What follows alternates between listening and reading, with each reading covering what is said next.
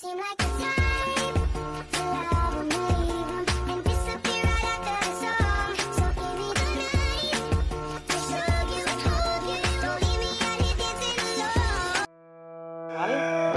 Infeksi menular seksual adalah infeksi yang ditularkan dari satu orang ke orang lain melalui hubungan seksual baik secara vagina, anal maupun oral.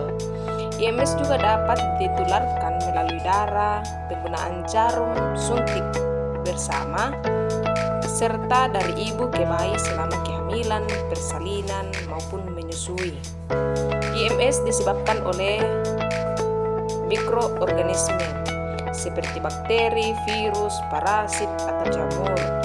Beberapa IMS dapat tidak menimbulkan gejala, namun tetap bisa menularkan dan menyebabkan komplikasi serius, terutama pada ibu hamil dan bayi. Adapun jenis-jenis infeksi menular seksual yaitu sifilis atau raja singa, gonore atau kencing nanah, klamidia, HIV/AIDS, herpes genitalia, hepatitis B, dan trichomoniasis. Terus dampak-dampak menular infeksi menular seksual itu pada kehamilan dan persalinan.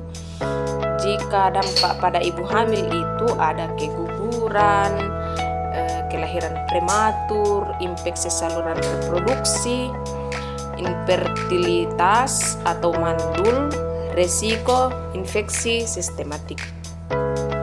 Sedangkan dampak pada janin atau bayi baru lahir, penularan vertikal dari ibu ke bayi, kematian janin atau lahir mati, infeksi mata atau paru-paru, ada juga berat badan lahir rendah, ada juga cacat bawaan.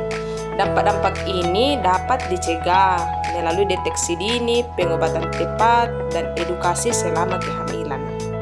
Upaya pencegahan dan promosi kesehatan IMS pada kehamilan dan persalinan ada upaya pencegahan atau preventif, yaitu screening dan deteksi dini, pemeriksaan pasangan, penggunaan kondom saat berhubungan seksual, ada juga imunisasi seperti imunisasi hepatitis B pada ibu hamil, dan ada juga pengobatan segera, terapi seperti terapi antibiotik pada ibu hamil agar tidak terdeteksi IMS untuk mencegah penularan ke bayi. Ada juga dengan persalinan prosedur yang aman, misalnya persalinan sesar pada ibu dengan herpes aktif atau viral load HIV untuk mencegah penularan. Sedangkan promotifnya itu upaya kesehatan, promosi kesehatan, ada edukasi seksual dan reproduksi sehat, konseling pranikah dan prakonsepsi, kampanye kesehatan melalui media sosial, pemberdayaan perempuan, dan peningkatan kualitas ANC, seperti menyediakan layanan yang ramah ibu, mudah diakses, dan berintegritas dengan screening IMS. Adapun prinsip umum untuk pengobatan IMS pada ibu hamil yaitu segera diobati begitu terdiagnosis, obati pasangan seksual untuk mencegah infeksi ulang, ikuti anjuran tenaga kesehatan secara ketat, dan hindari hubungan seksual sementara hingga pengobatan selesai. Kesimpulan dan sarannya, infeksi menular itu merupakan ancaman serius bagi kesehatan ibu hamil dan janin yang dikandung. IMS dapat menyebabkan berbagai komplikasi seperti keguguran, kelahiran prematur, infeksi kongenital, bahkan kematian janin. Oleh karena itu, penting untuk melakukan upaya preventif dan promotif melalui edukasi, pemeriksaan rutin kehamilan ANC, deteksi dini, serta pengobatan yang tepat dan aman selama kehamilan. Dengan penanganan yang baik, risiko penularan dan dampak buruk dari IMS dapat diminimalkan. Adapun juga sarannya yaitu bagi ibu hamil, lakukan pemeriksaan kehamilan secara rutin.